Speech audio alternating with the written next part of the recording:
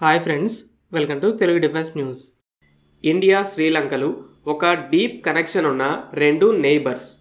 రెండు దేశాలు హిస్టరీని, కల్చర్ని, ఈవెన్ ఇండియన్ ఓషన్ వాటర్స్ని కూడా షేర్ చేసుకుంటున్నాయి.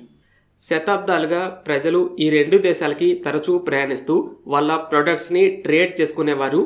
ఐడియాస్, ట్రెడిషన్స్ని కూడా షేర్ చేసుకుంటూ వస్తున్నారు. అయితే పొలిటికల్గా ఈ రిలేషన్షిప్ అనేది అన్నిసార్లు అంత స్మూత్గా లేదు.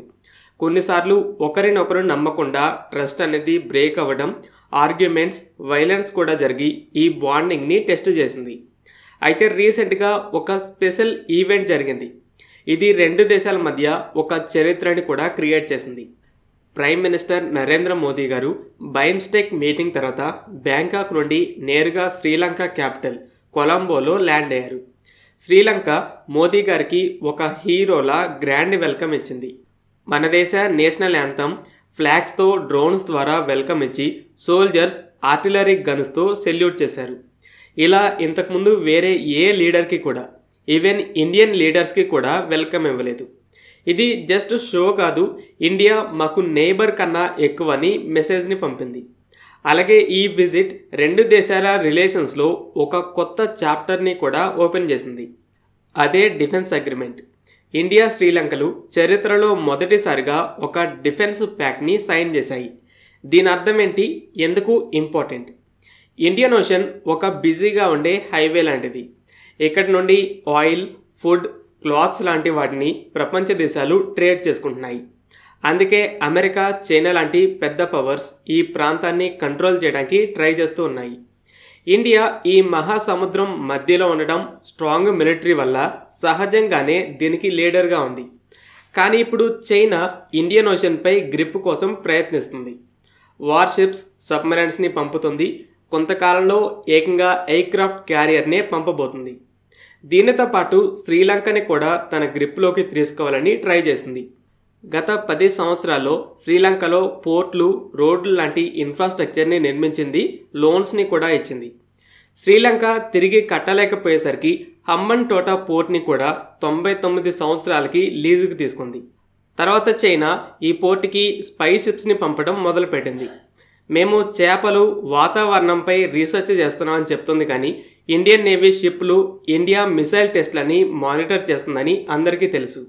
అయితే ఇప్పుడు ఈ డిఫెన్స్ ప్యాక్ట్తో ఇండియా శ్రీలంకలు డిఫెన్స్లో ఒకరికొకరు కోఆపరేట్ చేసుకుంటామని ప్రామిస్ చేసుకున్నాయి. శ్రీలంక తన ల్యాండ్ని ఇతర దేశాలు ఇండియాకి హాని కలిగించేలా ఉపయోగించుకోనివ్వదని హామీ ఇచ్చింది. దీనితో పాటు ఇంటెలిజెన్స్ని షేర్ చేసుకోవడం, మిలిటరీ ట్రైనింగ్, అన్నింటికంటే ముఖ్యంగా ఈ డిఫెన్స్ ప్యాక్ట్ అనేది డిఫెన్స్ డీల్స్కి ఒక డోర్ని ఓపెన్ చేసింది. ఈ అగ్రిమెంట్ శ్రీలంకలో కొత్త ప్రెసిడెంట్ డిసా నాయకే అధికారంలోకి వచ్చాక జరిగింది. ఇతనే తన దేశ ల్యాండ్ని, వాటర్స్ని ఇండియాకి వ్యతిరేకంగా ఎవరిని ఉపయోగించుకోనివ్వనని చెప్పాడు. ఇప్పుడు శ్రీలంక ఇండియాని మరింత నమ్మదగిన పార్ట్నర్గా చూస్తుంది. ఇది ఒకప్పుడు సాధ్యం కాదు. 1980s, 90sలో శ్రీలంక సివిల్ వార్తో పోరాడింది. ఎల్టీటీఈ అనే గ్రూప్ తమిళ ప్రజలకి ఒక ప్రత్యేక దేశం కావాలని పోరాడింది. దీనికి ఇండియాలోని తమిళనాడు ప్రజలు కూడా సపోర్ట్ చేశారు. దీంతో రెండు దేశాల రిలేషన్స్ కొంచెం దెబ్బతిన్నాయి. అయితే అప్పటి ప్రైమ్ మినిస్టర్ రాజీవ్ గాంధీ గారు శ్రీలంక ప్రభుత్వానికి సపోర్ట్ ఇచ్చారు. ఇండియన్ సోల్జర్స్ని పీస్ కీపింగ్ ఫోర్స్గా పంపారు. కానీ తర్వాత గొడవలు వచ్చాయి. ఇక ఇండియా శ్రీలంక గవర్నమెంట్కి సపోర్ట్గా ఆ రెబల్స్తో పోరాడింది. దీనికి ప్రతీకారంగానే ఆ రెబల్స్ ఆంధ్రప్రదేశ్లో ఉండగా రాజీవ్ గాంధీ గారిని అసాసినేట్ చేశారు. అయితే దీనికి ముందు ఆయన శ్రీలంక వెళ్ళినప్పుడు కూడా ఒక శ్రీలంక సైనికుడు గన్తో బుల్లెట్స్ని ఫైర్ చేశాడు. తీవ్ర గాయాలయ్యాయి. అయితే అది అతని పర్సనల్ రివెంజ్ మాత్రమే. ఎందుకంటే శ్రీలంక ఇంటర్నల్ మ్యాటర్స్లో ఇండియా తలదొచ్చటం అతనికి ఇష్టం లేదు. అతను బుల్లెట్స్ని ఫైర్ చేసిన వెంటనే మిగతా సోల్జర్స్ అందరూ అతన్ని ఆపారు. తర్వాత శ్రీలంక చాలా సంవత్సరాలు అతన్ని జైల్లోనే పెట్టింది. అయితే ఈ అసాసినేషన్ తర్వాత ఇండియా, శ్రీలంక మధ్య చీకటి రోజులు వచ్చాయి. అయితే 2009లో ఈ సివిల్ వార్ ముగిసిన తర్వాత రిలేషన్స్ మరలా బాగుపడ్డాయి. కానీ చైనా ఇన్ఫ్లుయెన్స్ వల్ల మరలా కొంతకాలం ఎగెనిస్ట్గా మారింది, కానీ తర్వాత నిజమైన మిత్రుడు ఎవరని తెలుసుకుంది. అయితే ఈ విజిట్ కేవలం డిఫెన్స్ గురించి మాత్రమే కాదు, ఎనర్జీ, టెక్నాలజీ, ట్రేడ్ గురించి ఆల్రెడీ కొన్ని డీల్స్ సైన్ అవగా కొత్త డీల్స్ కూడా సైన్ అయ్యాయి. సోలార్ పవర్ ప్రాజెక్టులు అలాగే గాలి నుండి పవర్ని జనరేట్ చేసే ప్రాజెక్టుల్లో కొలాబరేట్ అవుతున్నాయి. అయితే ఇప్పుడు ఈ విజిట్లో రెండు దేశాలు కలిసి శ్రీలంకలో 120 మెగావాట్ సోలార్ పవర్ ప్లాంట్ని నిర్మించడానికి ఒప్పుకున్నాయి. అలాగే అండర్ వాటర్ నుండి ఒక పెద్ద కేబుల్ ద్వారా ఇండియా నుండి శ్రీలంకకి ఎలక్ట్రిసిటీని పంపడానికి ప్లాన్ చేస్తున్నారు.